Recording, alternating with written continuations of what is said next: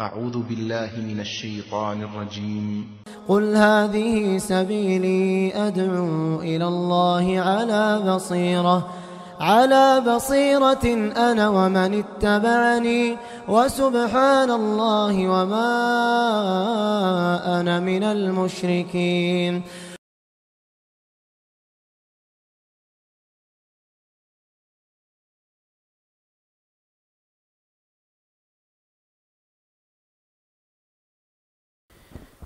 السلام عليكم ورحمة الله وبركاته.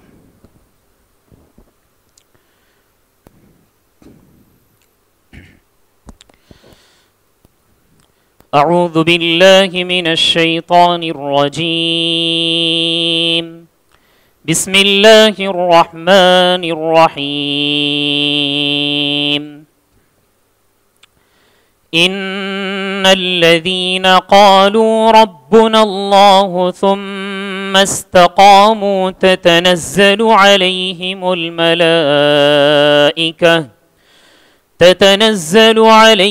الملائكة ألا تخافوا ولا تحزنوا وأبشروا بالجنة التي كنتم توعدون.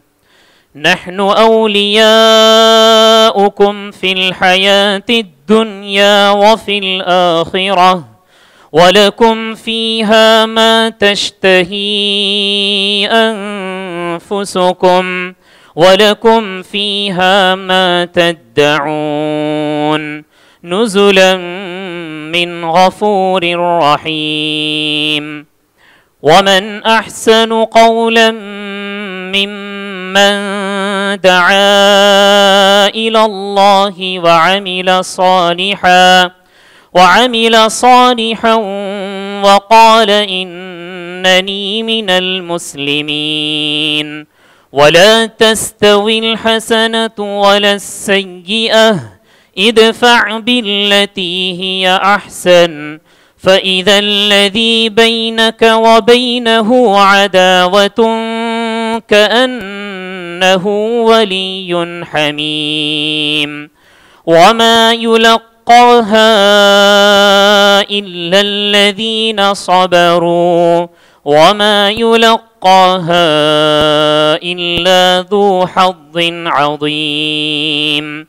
وإما ينزغنك من الشيطان نزغ فاستعذ بالله إنه هو السميع العليم. جزاكم الله خيرا.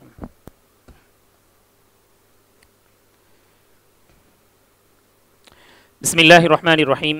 الحمد لله رب العالمين والصلاة والسلام على أشرف الأنبياء والمرسلين وعلى من تبعهم بإحسان إلى يوم الدين. صدر محترم، مہمان خصوصی اور سامعین اکرام، آج کا یہ پروگرام جس مقصد سے منعقد ہوا ہے ہم سب جانتے ہیں، وہ ہے کتابوں کی تقسیم طلبہ، علماء اکرام اور دعات کے مابین۔ مرکز دارالہدیٰ اڈپی اور مرکز ابن القیم کے زیر نگرانی اور تعاون سے الحمدللہ انشاءاللہ اب کلمۃ الترحیب اور استقبالیہ پیش کریں گے فضیلۃ الشیخ معین الدین العمری حفظہ اللہ۔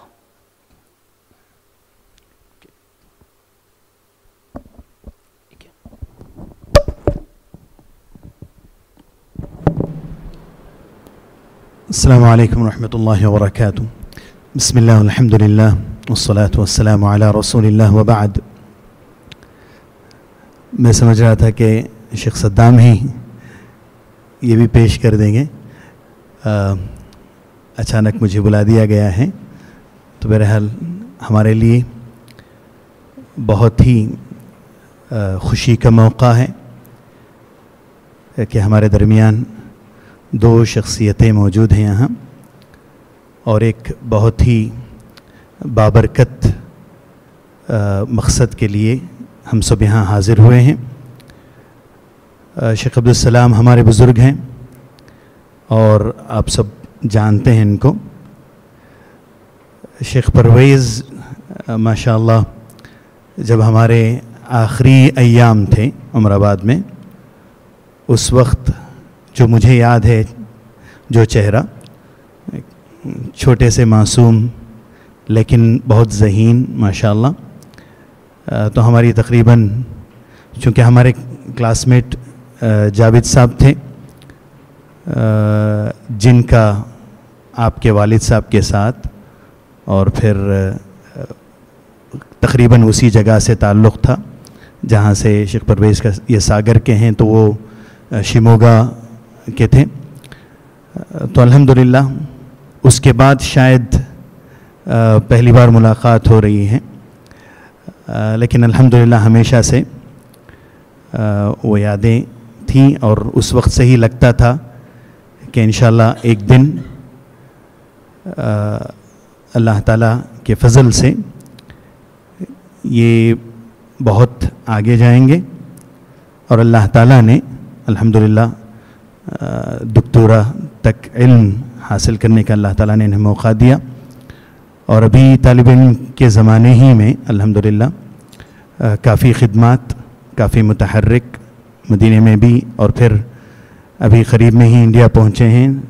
تو مختلف دورے، مختلف لوگوں سے ملاقات، الحمدللہ اللہ تعالیٰ خوب برکت دے آپ کی صلاحیتوں میں، آپ کے عمر میں، آپ کی جو بھی محنت اور جو بھی کاروائیاں کارگزاریاں ہو رہی ہیں، اللہ تعالیٰ ان سب میں خوب برکت دے. اور یہ جو کام ہو رہا ہے کتابوں کی تقسیم کا، الحمدللہ میں کلیت الاذان میں جب میں نے دیکھا طلباء کو کہ بہت شوق ہے طلباء کو باہر جا کر وہاں کی یونیورسٹیز میں تعلیم حاصل کرنا، اور پھر یہاں کچھ نشاطات ہوں اور اس میں انعام میں انہیں کتابیں دی جائیں، عربی کتابیں دی جائیں تاکہ انہیں پڑھیں. تو جیسے ہی یہ باتیں ہمارے کانوں میں ہمارے طلباء کی طرف سے پڑھیں، اور پھر ہمیں معلوم ہوا کہ شیخ پرویز جو ہے ماشاءاللہ اسی قسم کی خدمات کر رہے ہیں، ایک تو کتابوں کی تصنیف اور کتابوں کی تقسیم، اور پھر طلباء کے لیے جامعات میں، مختلف جامعات میں سعودی عربیہ میں داخلہ کیسے لیں، اس قسم کی کارروائی میں مصروف ہیں.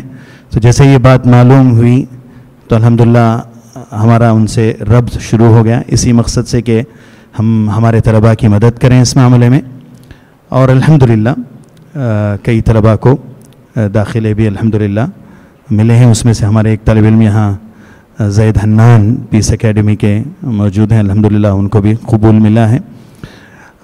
تو بہرحال ہم بہت ہی خوشی اور مسرت کے ساتھ مشائخ کا خیر مقدم کرتے ہیں، اور الحمدللہ اللہ رب العالمین کا سب سے پہلے شکر بجا لاتے ہیں کہ اللہ تعالیٰ نے ہمیں یہ باربرکت مجلس میں شامل ہونے کا اللہ تعالیٰ نے ہمیں موقع دیا، اور آپ کا شکر گزار ہیں کہ آپ نے وقت نکال کر ہماری خدمت کے لیے، قوم کی خدمت کے لیے جو بھی محنتیں کی ہیں وہ قابل مبارکباد ہیں. اللہ تعالیٰ ان خدمات کو قبول فرمائے، ان میں خوب برکت دے، اور اللہ تعالیٰ اس کا نعم البدل دنیا اور آخرت دونوں میں آپ کو اور آپ کے اہل و عیال کو عطا فرمائے. بس اسی کے ساتھ اہلاً و سہلاً، خوش آمدید، جزاکم اللہ خیراً.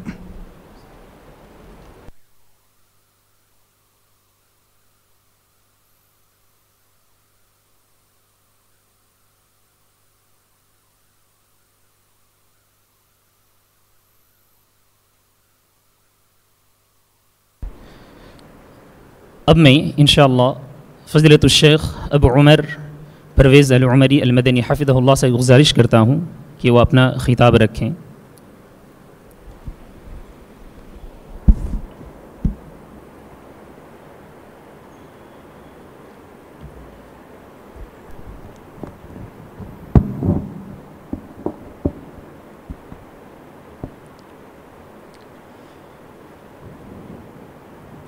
بسم اللہ، الحمد للہ، والصلاة والسلام على رسول الله وبعد.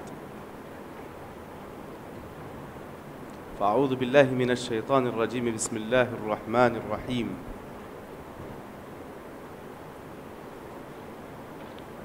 كنتم خير أمة أخرجت للناس تأمرون بالمعروف وتنهون عن المنكر وتؤمنون بالله. وقال تعالى في موضع آخر: يا أيها الرسول بلغ ما أنزل إليك من ربك فإن لم تفعل فما بلغت رسالته والله يعصمك من الناس. وقال النبي صلى الله عليه وسلم: لم يبعثني الله معنتا ولا متعنتا ولكن بعثني الله معلما وميسرا. أهلا وسهلا شيخ، يا مرحبا بالشيخ.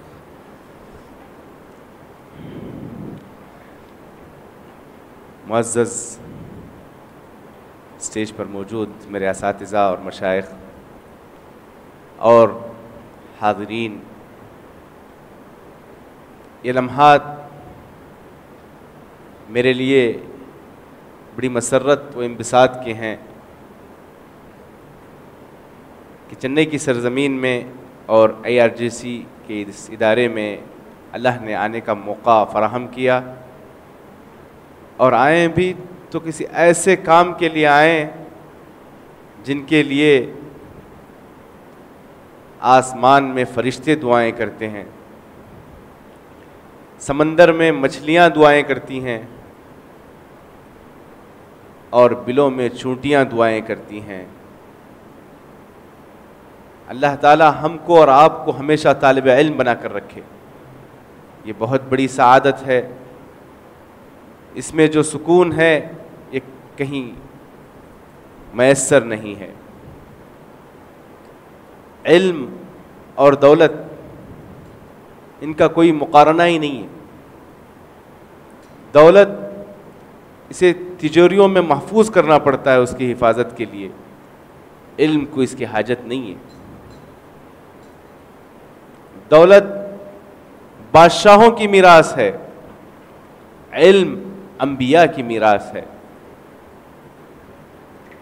دولت کے خرچ کرنے سے اس کے ختم ہونے کا خدشہ ہوتا ہے، لیکن علم کو عام کرنے سے مزید اس میں نکھار پیدا ہوتا ہے. دولت انسان کے انتہا کے بعد ختم ہو سکتی ہے، علم ایک ایسی چیز ہے کہ انسان کے مرنے کے بعد بھی وہ صدقہ جاریہ بن سکتی ہے. الحمدللہ الذی بنعمتہ تتم الصالحات، الحمدللہ الذی ہدانا لہذا وما كنا لنہتدی لولا ان ہدانا اللہ. معزز سامعین، جن آیات اور احادیث کو میں نے آپ کے سامنے پڑھ کر سنایا ہے، یقیناً آپ اس کے ترجمے سے واقف ہیں. ان آیات کا مفہوم اور آج کے اس خطاب کا مقصود کیا ہے وہ آپ جانتے ہیں. ضرورت ہے کہ ہم موجودہ حالات میں اللہ کے رسول صلی اللہ علیہ وسلم کو بحیثیت داعی، بحیثیت معلم، بحیثیت مربی، بحیثیت قائد اس تناظر سے پڑھیں. دعوت کے حوالے سے اگر دیکھا جائے تو اس امت کو جو خیر امت کا لقب دیا گیا ہے وہ مشروط ہے امر بالمعروف والنہی عن المنکر پر. اس فریضے کی ادائیگی پر ہم خیر امت کہلائیں گے. ابن حزم رحمہ اللہ کہتے ہیں اگر اسلام میں کوئی چھٹا رکن ہوتا تو وہ امر بالمعروف والنہی عن المنکر کا ہوتا. تو یہ بہت بڑا فریضہ ہے. اللہ کے رسول صلی اللہ علیہ وسلم نے ایک کشتی کی مثال دی اور کہا ہماری اور مدعو قوم کی مثال اس کشتی کے مانند ہے جس کے اوپری سطح پر ہم ہیں اور نچلی سطح پر مدعو قوم ہیں. اگر ہم ان کی ضرورتیں حاجتیں اگر ہم فرسٹ فلور سے پورا نہیں کریں گے تو وہ مجبور ہو کر کشتی کے نیچے چھید ڈال کر پانی لینے کی کوشش کریں گے، اور ایسی صورت میں وہ خود بھی ہلاک ہوں گے اور ہم کو لے کر ڈوبیں گے۔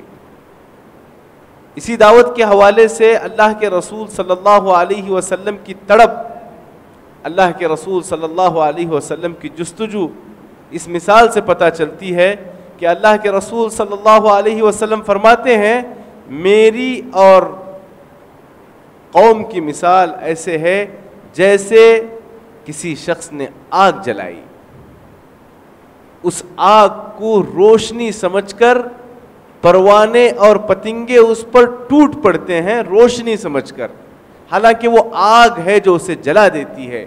اور اللہ کے رسول صلی اللہ علیہ وسلم فرماتے ہیں میں ایک ایک کی کمر کو پکڑ کر کھینچ رہا ہوں اور جہنم کے آگ سے بچانے کی کوشش کر رہا ہوں۔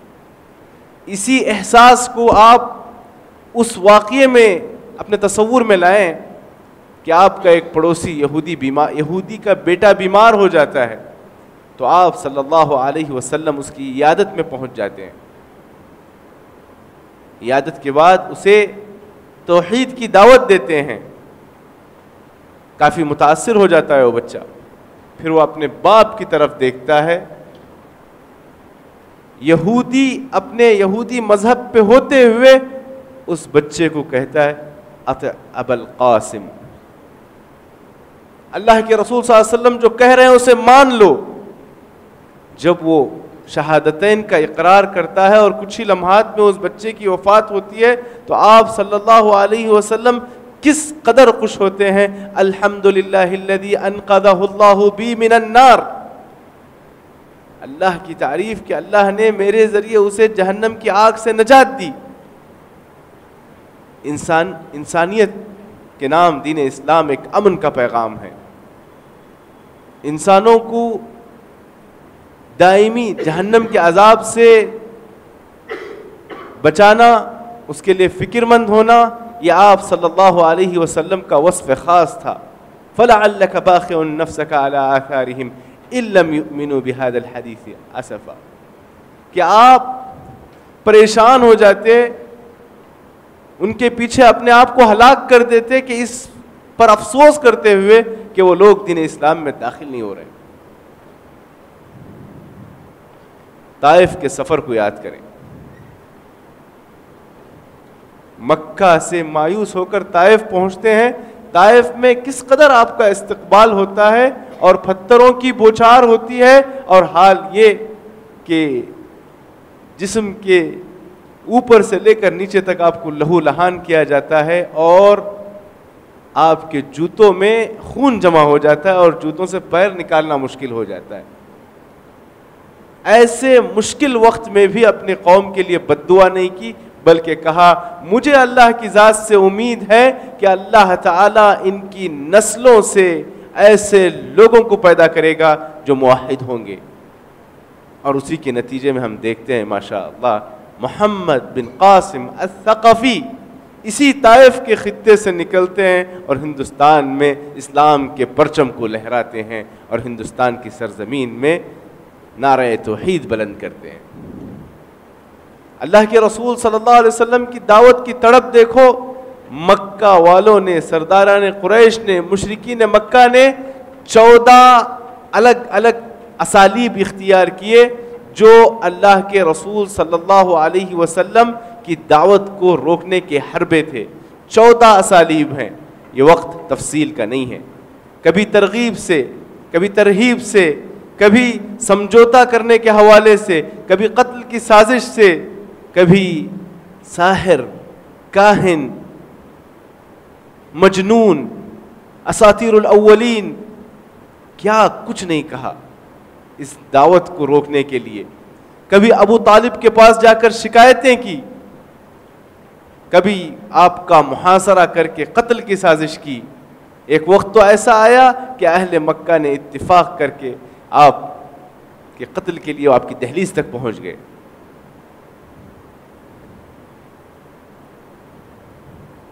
عتبہ ابو الولید کو اللہ کے رسول کے پاس بھیجتے ہیں اور کس کس طرح کے آفر دیتے ہیں کہ آپ اگر عرب کی سرداری چاہتے ہو تو ہم آپ کو سردار بنا دیں گے. اگر تم سب سے بڑے مالدار بننا چاہتے ہو تو ہم مال تمہارے پاس جمع کر دیں گے. اگر تم کسی حسینہ سے شادی کرنا چاہتے ہو تو ہم تمہارا نکاح کر دیں گے. اگر یہ جو تم دعوتی کام کر رہے ہو یہ کسی مرض کے پاداش میں ہے تو ہم آپ کا علاج کرا دیں گے. بہرکیف ہر قسم کی خدمت آپ کی کریں گے, بشرط یہ ہے کہ اس دعوت سے رک جاؤ. کتنے تحمل سے آپ نے سنا. پھر کہا افرغت یا ابا الولید, کہہ کر آپ نے اس کو اس طرح دعوت کی گھٹی اس کے ذہن میں اتاری کہ وہ مشرکین کے سامنے جاتا ہے تو اس کے چہرے کو دیکھ کر لوگ پہچان جاتے ہیں کہ ابو الولید کا یہ جو چہرہ ہے یہ وہ چہرہ نہیں ہے جو جاتے وقت تھا. بالکل وہ متاثر ہو کر اللہ کے رسول کے پاس آتا ہے. دیکھیے اللہ کے رسول صلی اللہ علیہ وسلم نے اسی دعوت کے خاطر کبھی صفا کی پہاڑی پر چڑھا.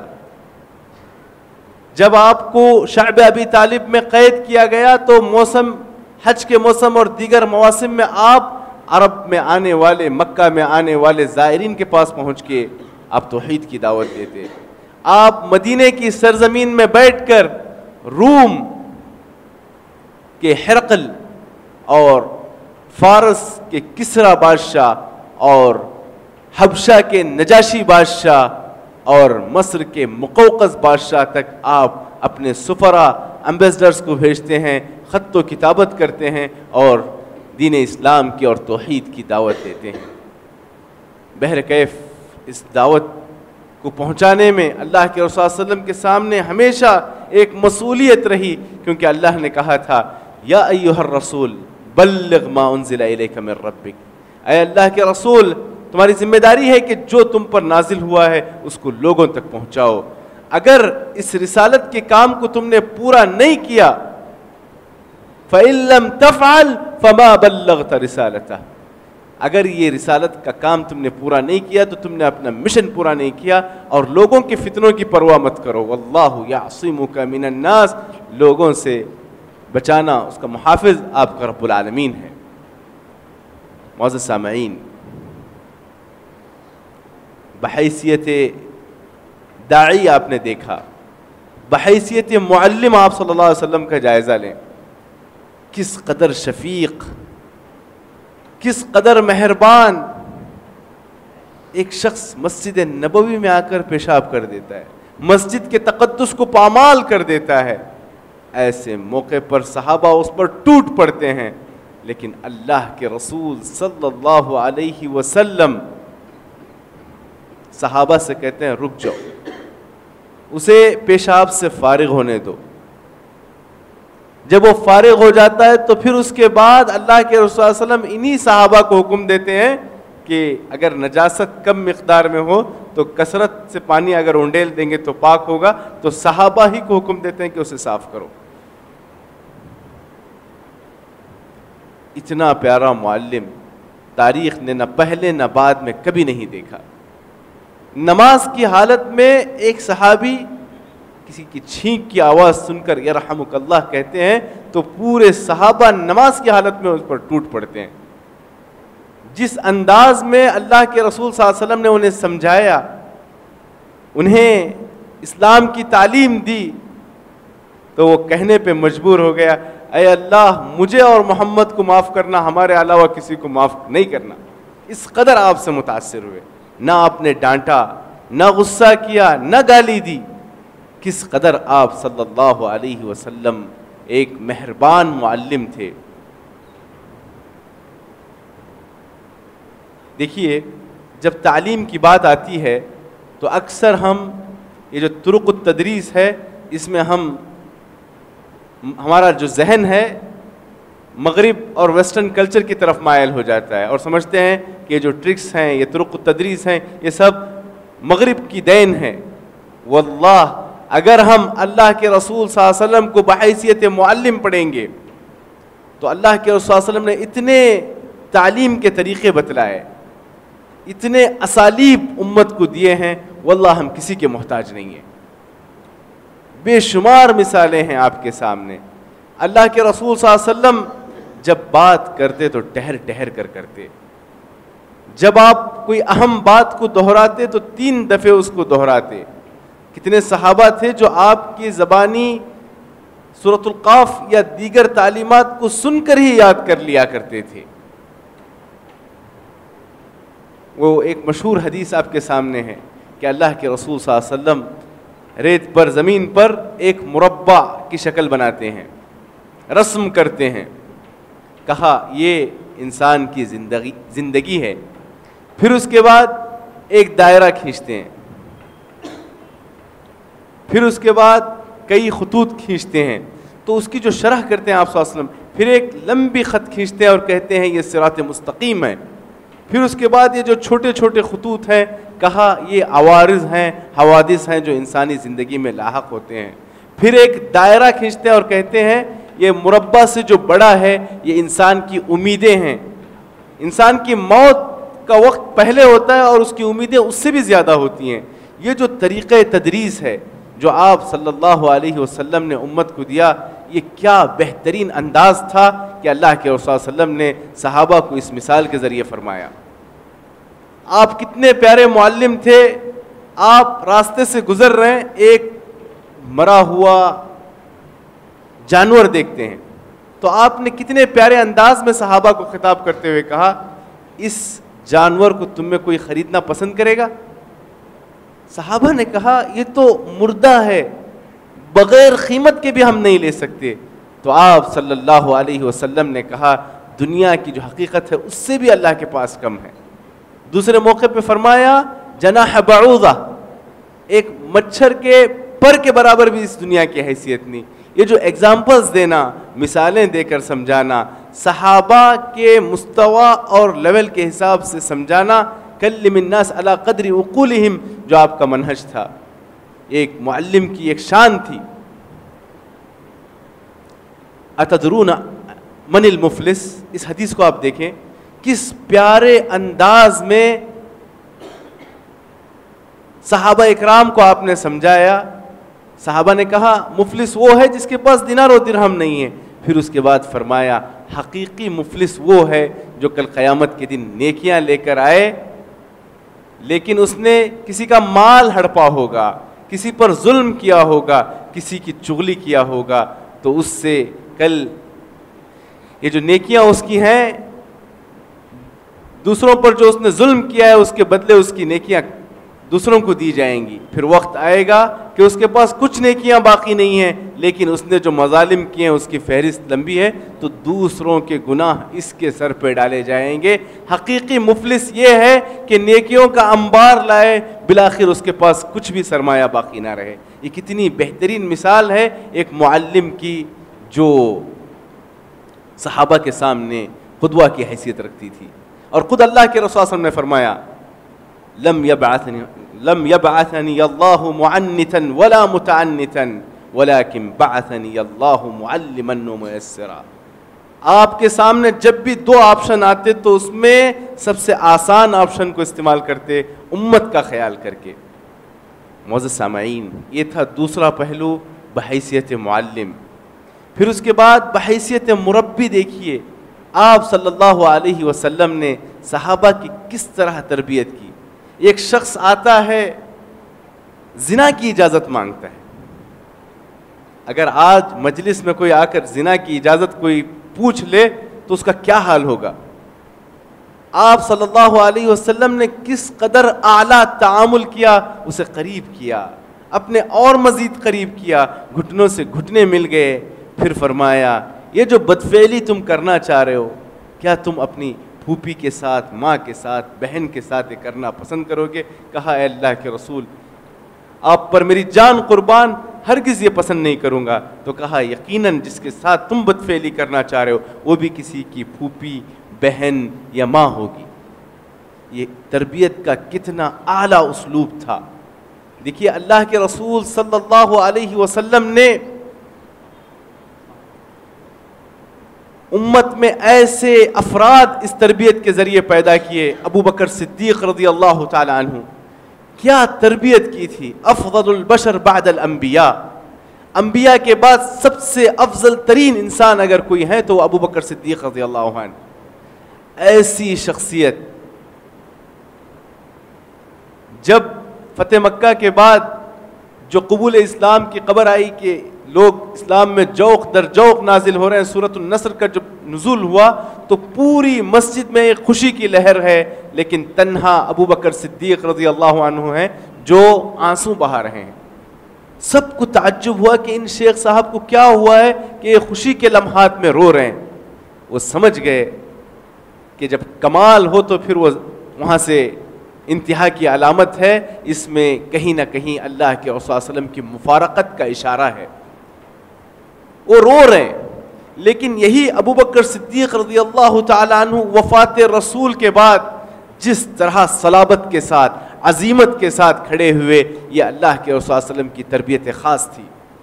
جو پورے مسجد میں خوش ہیں اور تنہا رو رہے ہیں، وہی شخص وفات رسول کے بعد پورا اہل مدینہ رو رہا ہے، صرف اور صرف ابو بکر صدیق کھڑے ہیں اور اعلان کر رہے ہیں من کان یعبد محمدا فإن محمدا قد مات ومن کان یعبد اللہ فإن اللہ حی لا یموت۔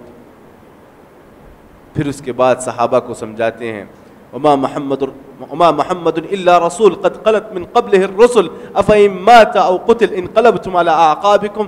اس انداز میں سمجھاتے ہیں، صحابہ کہتے ہیں ایسا لگا کہ یہ آیت ابھی نازل ہوئی ہے۔ صرف وفات رسول کا معاملہ نہیں، جیش اسامہ کا معاملہ لے لو، کس طرح ان کو کہا گیا کہ یہ غلام ہیں، غلام کے بیٹے ہیں، مدینے کے حالات مناسب نہیں ہیں، ایسی فوج جس میں اسامہ کی ماتحتی میں ابو بکر و عمر ہیں، فی الوقت اعراب کا فتنہ ہے، اس وقت جیش اسامہ کا جانا مناسب نہیں۔ تو کس عظیمت کے ساتھ ابو بکر صدیق رضی اللہ عنہ نے کہا تھا کہ اگر مجھے پتہ چلے کہ مدینے میں صرف ابو بکر ہے اور مدینے کے اطراف و اکناف موذی جانور ہیں جو مدینے پر حملہ کریں گے، ایسی صورت میں بھی جیش اسامہ جا کر رہے گا۔ مانعین زکوٰۃ کے خلاف کس طرح محاذ آرائی کی، مدعیان نبوت کے خلاف کس طرح ایک منظم شکل میں اس ارتداد کے فتنے کا خاتمہ کیا۔ بہرکیف میں اپنی بات کو سمیٹتے ہوئے یہی گزارش کرتا ہوں کہ ہمیں چاہیے بحیثیت داعی، بحیثیت طالب علم، اللہ کے رسول صلی اللہ علیہ وسلم کو ہم بحیثیت داعی، بحیثیت مربی اور بحیثیت معلم پڑھیں۔ جو مسائل سے ہم جوجھ رہے ہیں، جو پریشانیوں کا ہم سامنا کر رہے ہیں، جن کو ہم فتنے سمجھ رہے ہیں، واللہ ان سے کئی گنا زیادہ اذیتیں، تکالیف، مشکلیں، طوفان، آندھی صحابہ اکرام کے زمانے میں آئی۔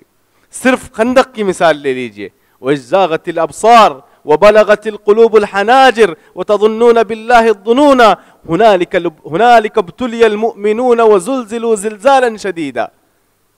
کیا نازک وقت تھا،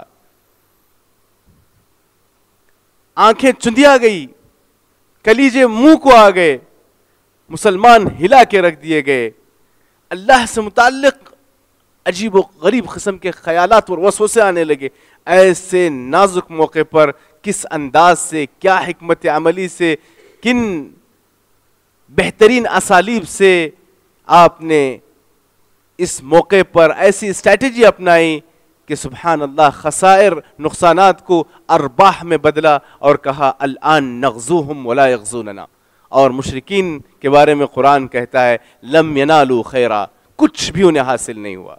تو بہرکیف سیرت کا سنجیدگی سے مطالعہ کرنا، صرف سیرت نہیں، ہمیں فقہ السیرہ پڑھنے کی ضرورت ہے، دعوت کے ساتھ فقہ الدعوہ کو سمجھنے کی ضرورت ہے، فقہ المعاصر کو سمجھنے کی ضرورت ہے، فقہ الفتن کو سمجھنے کی ضرورت ہے، فقہ الائتلاف کو سمجھنے کی ضرورت ہے، فقہ المقارن کے ساتھ ہمیں فقہ المعاصر، میسر، یہ جتنے بھی مصطلحات ہیں ہمیں مزید تدقیق سے پڑھنے کی ضرورت ہے۔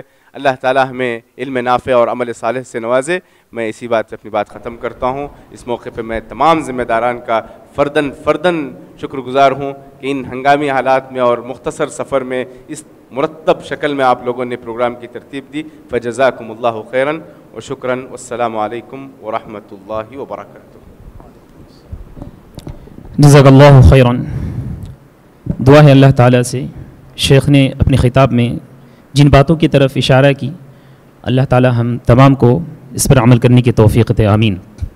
अब मैं फ़ज़ीलतुल शेख उमर शरीफ हफ़िज़हुल्लाह से गुज़ारिश करता हूँ कि बस चंद लम्हात के लिए 5 मिनट ही सही आप हमसे कुछ खिताब करें। जज़ाकल्लाहु खैरन।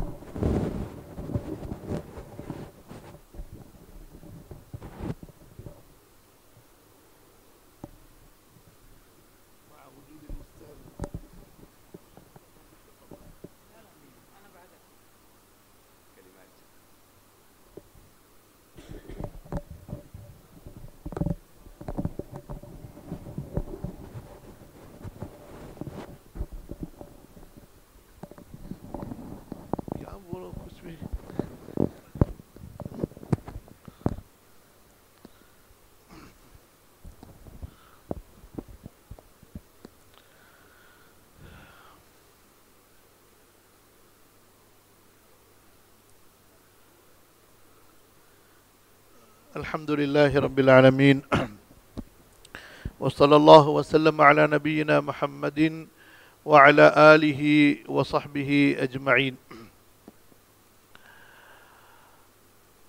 इज़ाफ़तन इला मा क़ाल अल-उस्ताद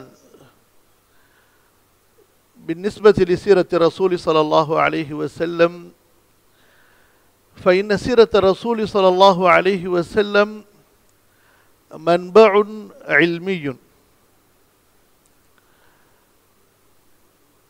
ला युद्रकु गौरुहु अबदन कमा युक़ालु फ़िल क़ुरआन अजाइबुल क़ुरआन ला तनक़दी फ़हाकज़ा सीरतु नबीना सल्लल्लाहु अलैहि वसल्लम सीरतुन आतिरतुन मलीअतुन बिल फ़वाइद वल हिकम ला नस्तग़नी अन्हा अबदन वलना फ़ी कुल्ली मुश्किलतिन व फ़ी कुल्ली मुसीबतिन व फ़ी कुल्ली नाज़िलतिन दुरूसुन व इबर मिन सीरत नबीना सल्लल्लाहु अलैहि वसल्लम।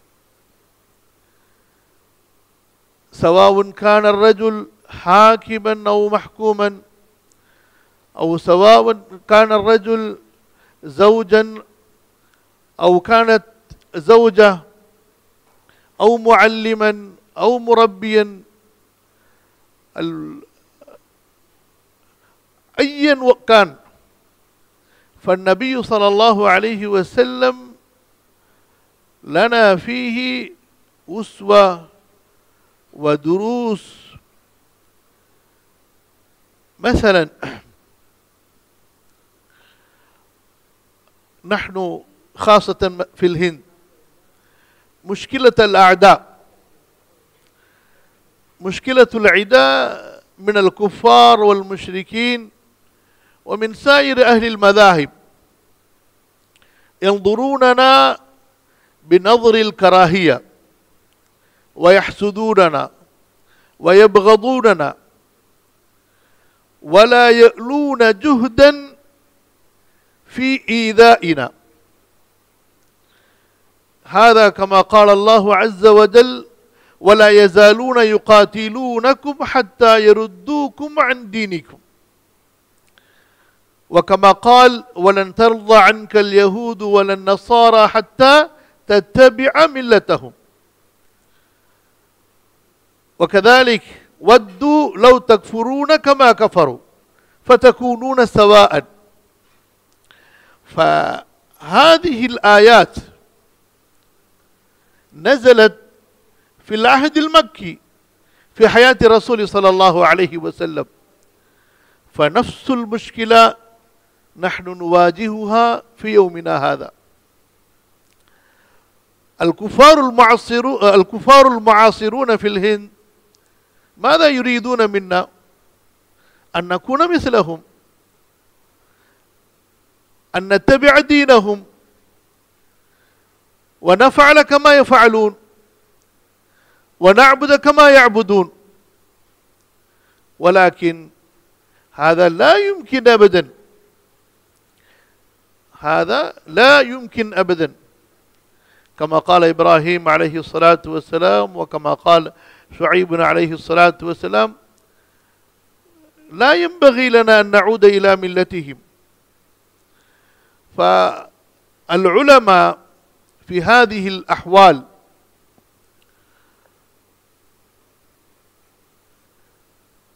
لهم مسؤولية عظيمة،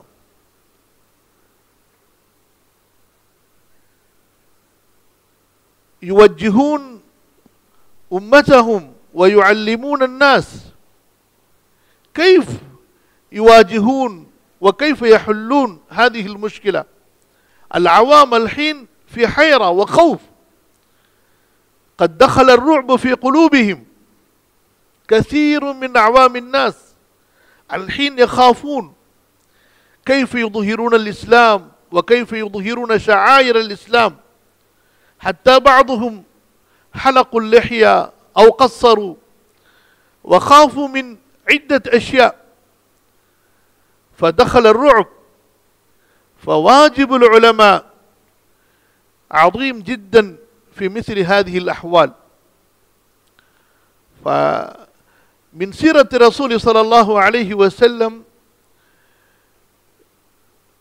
إذا أخذنا نحن كيف كان النبي صلى الله عليه وسلم يقدم الدعوة، وكيف كان النبي صلى الله عليه وسلم يتقدم في مجال الدعوة لغير المسلمين في مثل هذه الأحوال.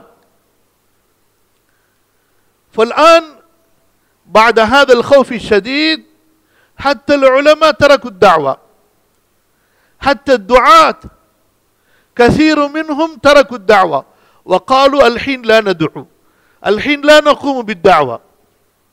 يا أخي، نحن من سيرة الرسول صلى الله عليه وسلم ماذا ندرس؟ بماذا نعتبر؟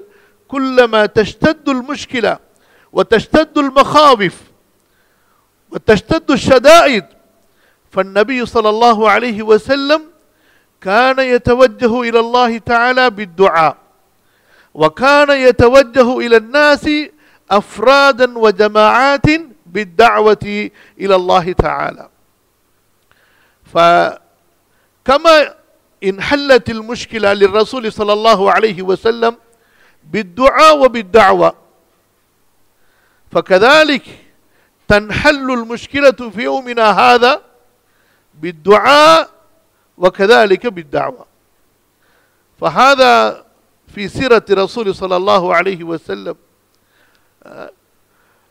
جانب الدعوة وجانب التحمس للدعوة وتقديم الصحابة للتضحية لأجل الدعوة. النبي صلى الله عليه وسلم كان يرسل رسله من الصحابة برسالته وبكتبه إلى الملوك وإلى الأمراء. أما كانت هناك المخاوف؟ الحكام والملوك هل كانوا كلهم موالين للرسول صلى الله عليه وسلم، محبين للرسول صلى الله عليه وسلم؟ وبعض رسل النبي صلى الله عليه وسلم قتلوا حين حملوا هذه الدعوة وحين بلغوا هذه الدعوة. فإذا هذا الخوف لا يزال في التاريخ كما كان في الماضي. وزلزلوا بمعنى خوفوا. أم حسبتم أن تدخلوا الجنة ولما يأتكم مثل الذين خلوا من قبلكم مستهم البأساء والضراء وزلزلوا، ومن معناه أي خوفوا. فالأنبياء عليهم الصلاة والسلام ابتلوا بهذا الخوف، وكذلك النبي صلى الله عليه وسلم والصحابة. فإذا بحمد الله حينما نحن نقرأ ونراجع مرة بعد مرة لسيرة النبي صلى الله عليه وسلم، فبحمد الله نتحمس لهذه الدعوة ونتشجع ونتقدم في هذا المجال، وكذلك نتعلم كثيرا من الحكم كيف نحن نواجه هؤلاء الأكابر وهؤلاء كبار الكفار وكذلك الرؤساء وكذلك عوام الناس، وكيف يعني نقدم هذه الدعوة كما قال الله تعالى: ادع إلى سبيل ربك بالحكمة والموعظة الحسنة. فالموعظة الحسنة وكذلك الحكمة الدعوية فالحمد لله مليئة في سيرة الرسول صلى الله عليه وسلم. يأتي واحد لعله عمرو من مكة، لماذا يأتي؟ ليقتل النبي صلى الله عليه وسلم، ليقتل النبي صلى الله عليه وسلم. سمم سيفه، كان غاضبا جدا مليئا بالحقد كان قلبه. لما جاء عمر يقول هذا كلب جاء، فما كان عمر يسمح له بقربه إلى النبي صلى الله عليه وسلم، ولكن النبي صلى الله عليه وسلم بتبسمه وطلاقة وجهه قد علا صدره وقد حكم عليه، وأزال من قلبه الحقد والحسد والبغضاء، فملأ قلبه حبا، فقربه وأجلسه وبدأ يسأل حتى قد ذاب ذاك الرجل العدو في محبة النبي صلى الله عليه وسلم. وهكذا دروس إخوتنا وعلماءنا، دروس دعوية، ولو كان عدوا لدودا ولكن تفوز على قلبي. أنت تواجهه بحكمة الرسول صلى الله عليه وسلم وبخلق الرسول صلى الله عليه وسلم، فإذا يعني تصير الحالة كما قال الله تعالى فإذا الذي بينك وبينه عداوة كأنه ولي حميم. وفقني الله وإياكم لما يحب ويرضى، وأسأل الله تعالى يوفقني وإياكم لهذه الدعوة المباركة، وأن نكون بإذن الله تعالى أسوة لأمتنا. بارك الله لكم وجزاكم الله خيرا، والسلام عليكم ورحمة الله. جزاك الله خيرا. نشكر الشيخ شكرا جزيلا، مع أنه لم يخبر من قبل، فنشكر للتوجيه إلى الهدايات التي تهم جميع الدعاة، جزاه الله خيرا أحسن الجزاء. اب میں صدر اجلاس هذا فضیلۃ الشیخ عبدالسلام العمری المدنی حفظہ اللہ سے درخواست کرتا ہوں کہ وہ اپنا خطاب ہمارے سامنے پیش کریں. جزاک اللہ خیرا. بسم اللہ الرحمن الرحیم. الحمد للہ رب العالمین والعاقبۃ للمتقین والصلاۃ والسلام علی رسولہ الکریم. اما بعد، IRJC کے مینجمنٹ کا شکریہ، اور ہماری دعا ہے کہ اللہ تعالیٰ اس مرکز میں برکت عطا فرمائیں، اور اس مرکز میں جو بھی خدمات عطا کریں اللہ ان کے خدمات کو قبول فرمائیں. پھر برادر عزیز ڈاکٹر عمر پرویز قریباً انشاءاللہ ان کا مرکز دارالہدیٰ اوڈوپی جس کی زیارت کرنے کا مجھے موقع ملا تھا، اس کی خدمات کافی ہیں، ہمیشہ آن لائن نظر آتی ہیں.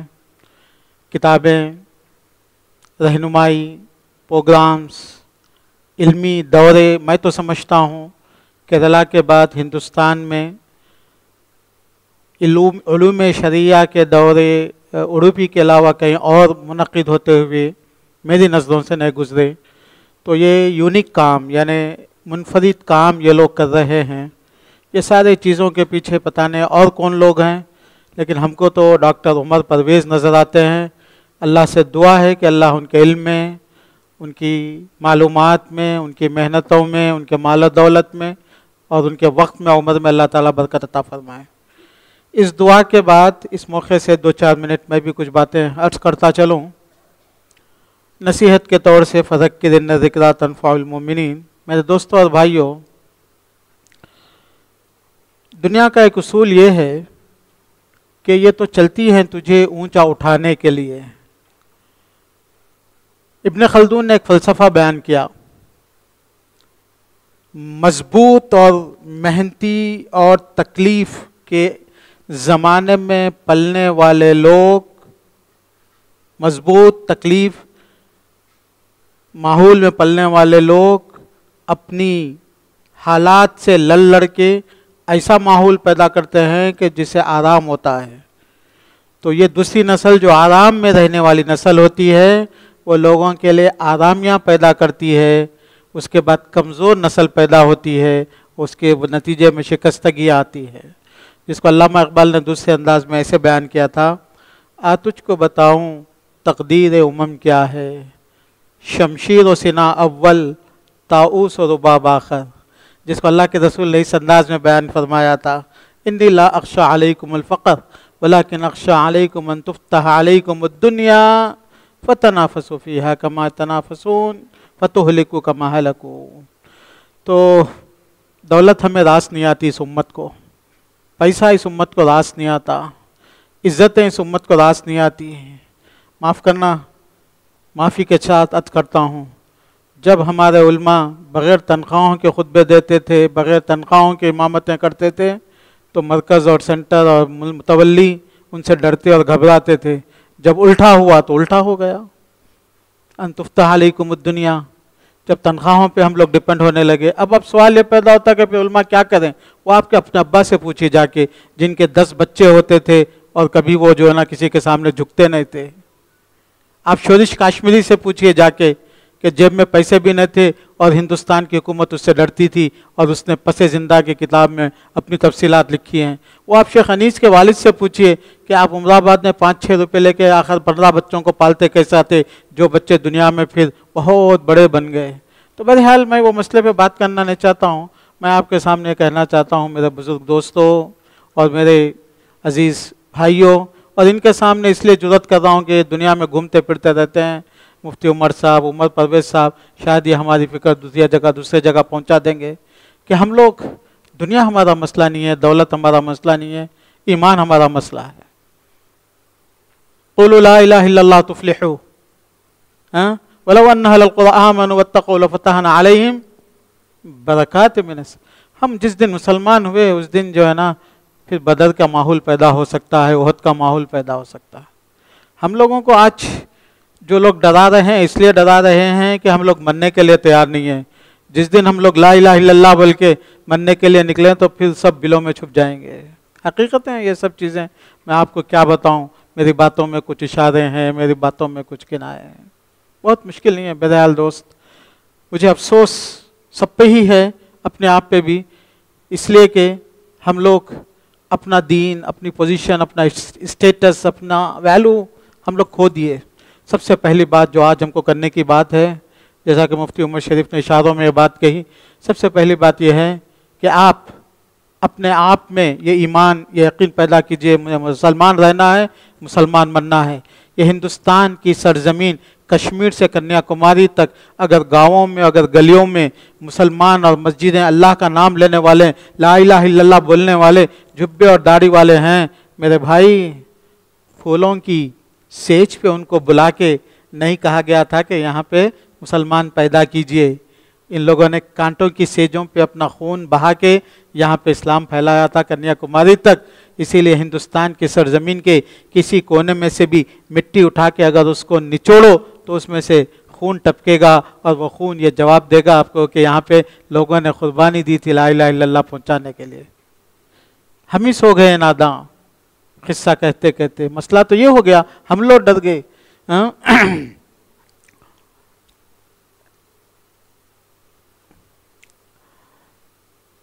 یہ قدم قدم بلائیں، یہ سواد کو یہ جانا، جسے زندگی ہو عزیز یا زندگی ہو پیاری وہ یہیں سے لوٹ جائے۔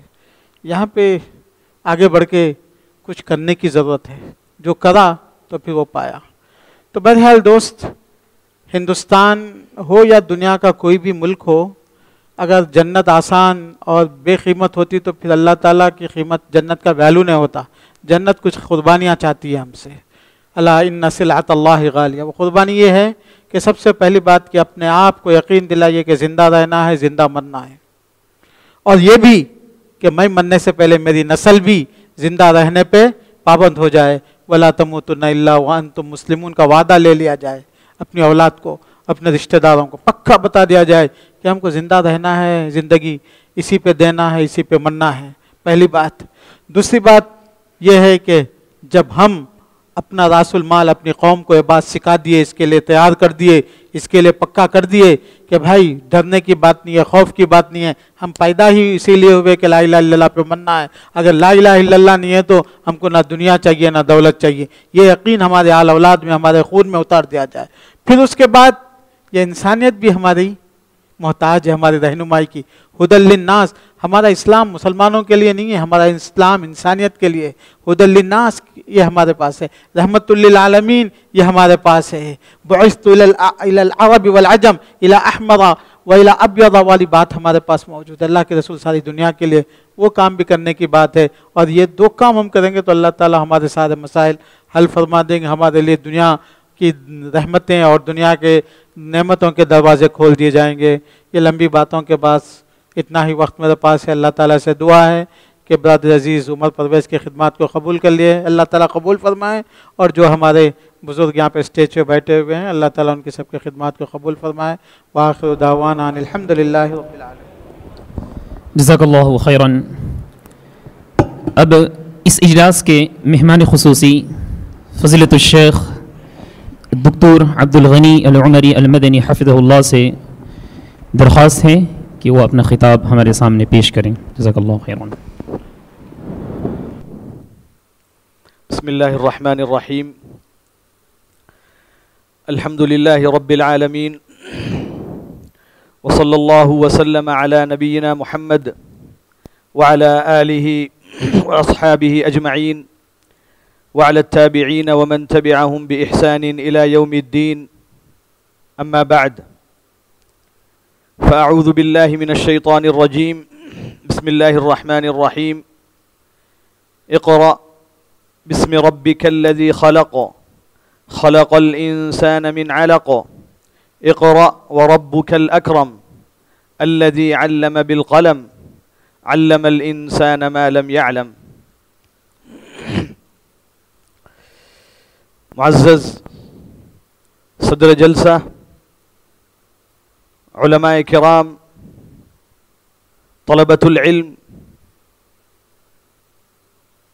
और दीगर साथियों, आज की ये मुबारक मजलिस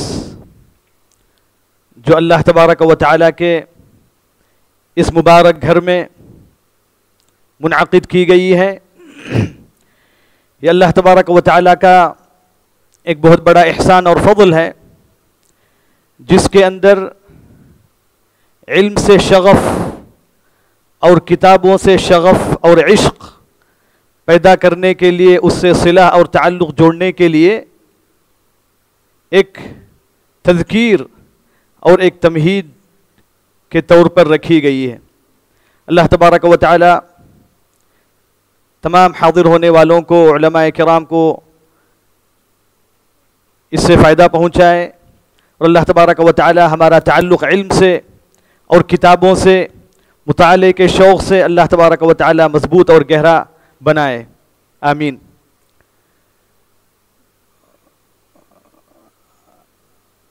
आपने उलमाए किराम से बहुत सारी बातें समाअत की, मुख्तलिफ़ मौज़ूआत पर उन्होंने आप लोगों के सामने बातें कहीं। मुझे भी आप लोगों के सामने कुछ कलिमात कहने का हुक्म दिया गया है, लिहाजा मैंने आपके सामने सूरतुल अलक़ की इब्तिदाई आयतें तिलावत की।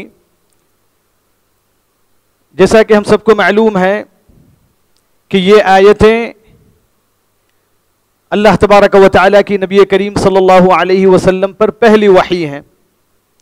पहली वही अल्लाह तबारक व तआला ने यही आयतें नबी करीम सल्लल्लाहु अलैहि वसल्लम पर गार हिरा में नाजिल फरमाया, जिसमें सबसे पहला हुक्म ही क़िराअत का है, पढ़ने का है। और अल्लाह तबारक व तआला ने इसको इन आयतों में 2 मरतबा मुकर्रर फरमाया। इक़रा बिस्मि रब्बिकल्लज़ी खलक़ खलक़ल इंसान मिन अलक़ इक़रा व रब्बुकल अकरम। 2 मरतबा अल्लाह तबारक व तआला ने क़िराअत का हुक्म दिया नबी करीम सल्लल्लाहु अलैहि वसल्लम को, और नबी करीम सल्लल्लाहु अलैहि वसल्लम के वासिते से सारी उम्मत को। और फिर अल्लाह तबारक व तआला ने इल्म का भी 2 मरतबा जिक्र फरमाया।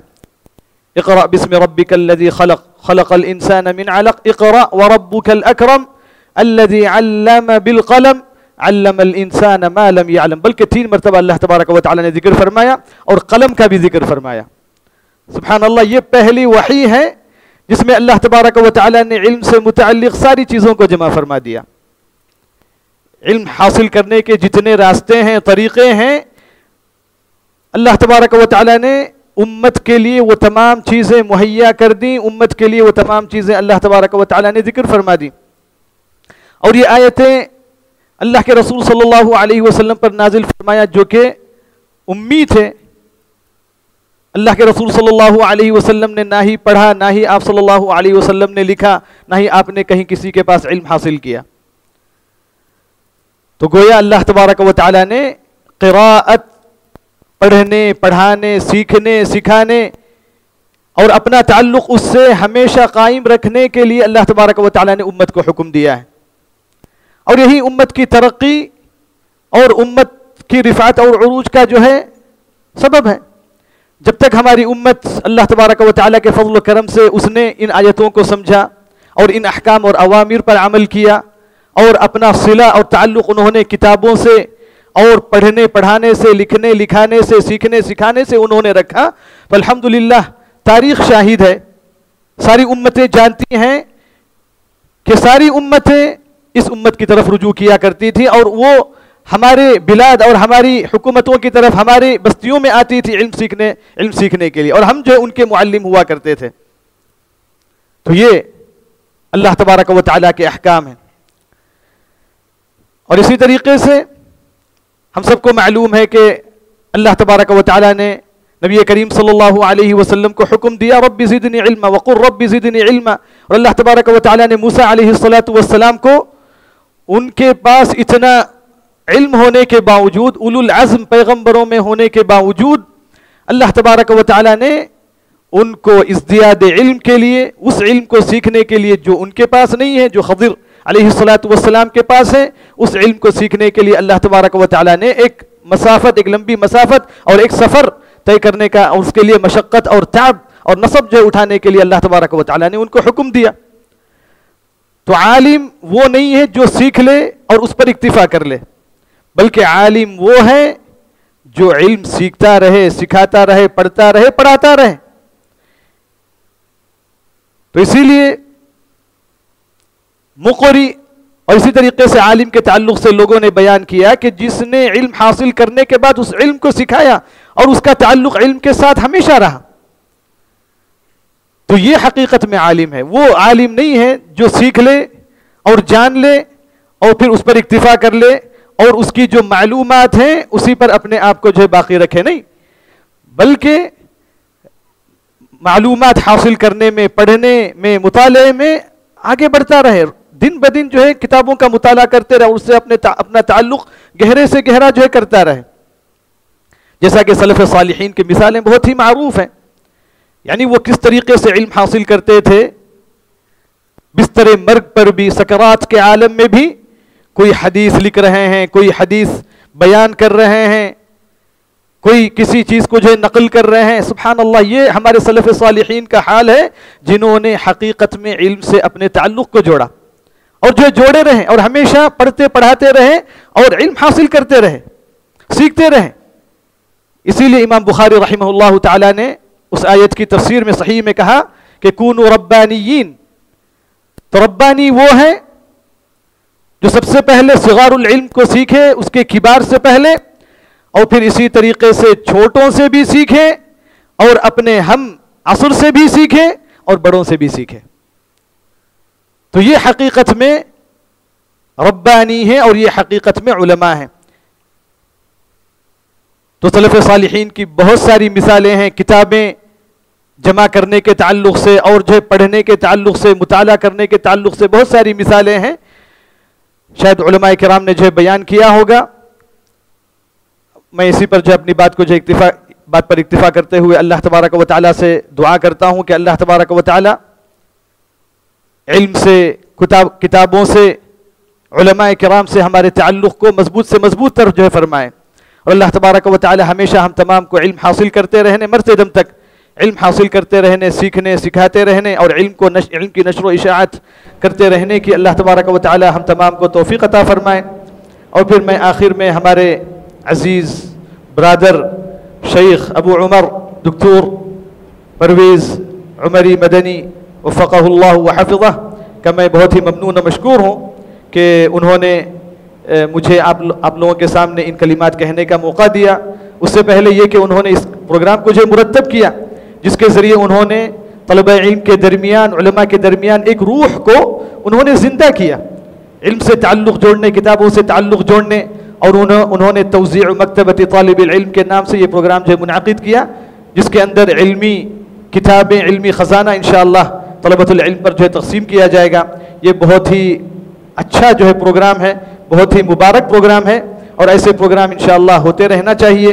یعنی یہاں کے جو علماء ہیں ان کے مابین بھی اور ہر جگہ ایسے پروگرام جو منعقد ہوتے رہیں وقتاً فوقتاً, جس سے انشاءاللہ ہمارے درمیان یہ چیزیں باقی رہیں گی اور علم سے تعلق ہمارا جو ہے باقی رہے گا.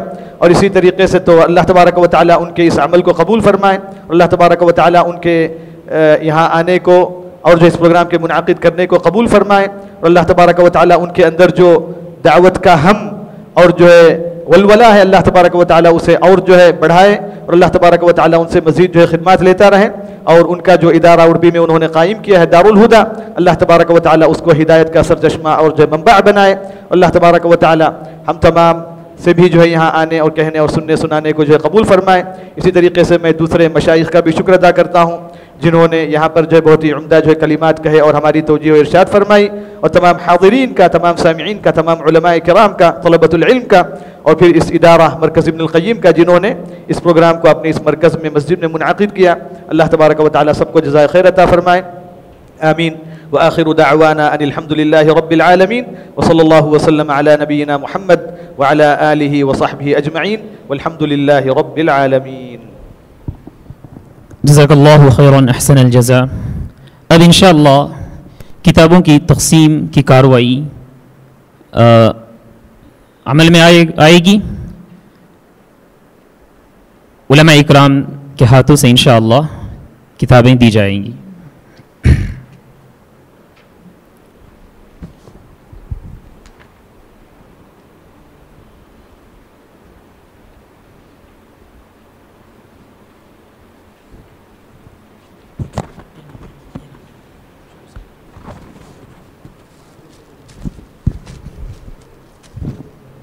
سب سے پہلے جو کتابیں حاصل کریں گے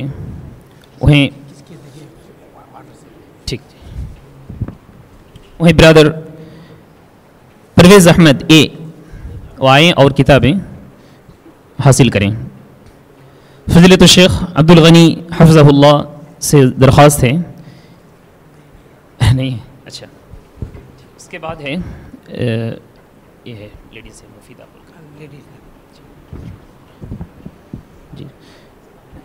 محفوظ الرحمن. بھائی محفوظ الرحمن سے گزارش ہے کہ وہ آئیں اور کتابیں حاصل کریں. بھائی سید امداد اللہ آئیں اور کتابیں حاصل کریں شیخ عبد الغنی حفظہ اللہ کے ہاتھوں سے.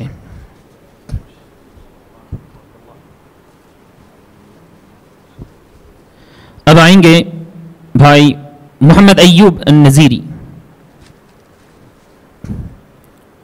غائب ہیں. اب آئیں گے انشاءاللہ سید عبد الرحمن عمری. محمد وسیم اکرم.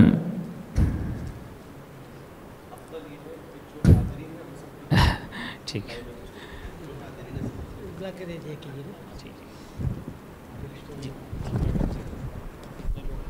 سب کے سب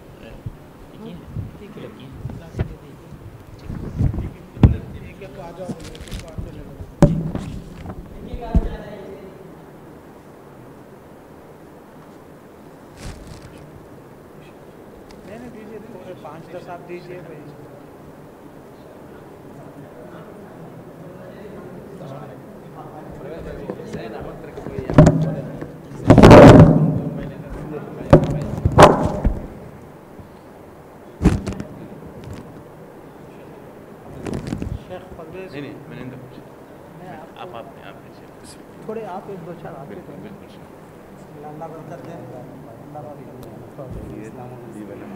عبدالوہاب صاحب جمعیت اہل حدیث کے سیکرٹری ہیں بھائی میرے کلاس میٹ ہیں یہ اور یہ دونوں میرے کلاس میٹ ہیں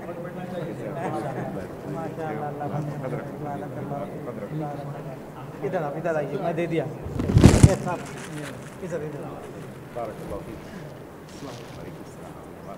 السلام حیاکم اللہ شباب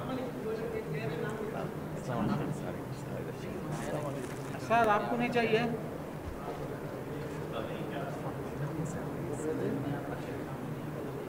لے لو بات کی بات السلام علیکم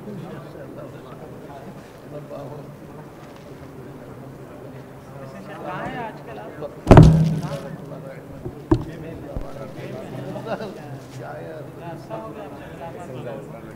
قريبا جدا الحين صار بعيدا الايام ان يرجعنا قوما كالذي كانوا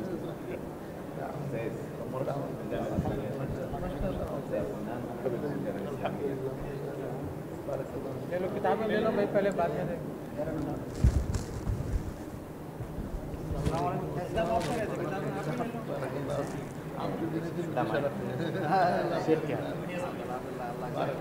وہ پھر آ جائیں گے ان کے لیے آ جائیں گے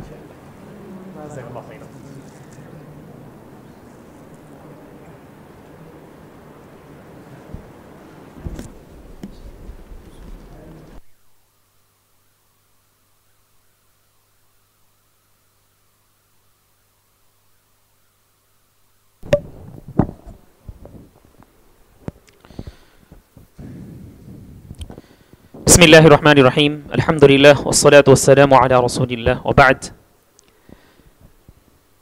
سب سے پہلے اللہ رب العالمین کا شکر ہے کہ اس نے ہم سب کو ایک بہترین موقع دیا کہ ہم مشائخ علماء اکرام کے ساتھ بیٹھیں چند لمحات کے لیے اور اللہ اور اس کے رسول کی باتوں کو یاد کریں جس کے ذریعے سے ہمارے ایمان میں ایک تازگی پیدا ہوتی ہے. الحمدللہ اس کے بعد میں تمام مشائخ کرام اور جتنے بھی بھائی یہاں شریک ہیں حاضر ہیں تمام کا میں شکریہ ادا کرتا ہوں. اللہ رب العالمین سے دعا ہے کہ اللہ تعالی ہم سب کو کتابوں سے جڑنے اور جو کچھ ہم پڑھتے ہیں اس پر عمل کرنے کی توفیق دے. آمین. وجزاکم اللہ خیرا احسن الجزاء. اب یہیں پر اس اجلاس کا اختتام ہو رہا ہے. ہم دعا پڑھیں اور اٹھ جائیں. سبحانک اللہم و بحمدک اشہد ان لا الہ الا انت استغفرک و اتوب الیک. السلام علیکم ورحمۃ اللہ وبرکاتہ.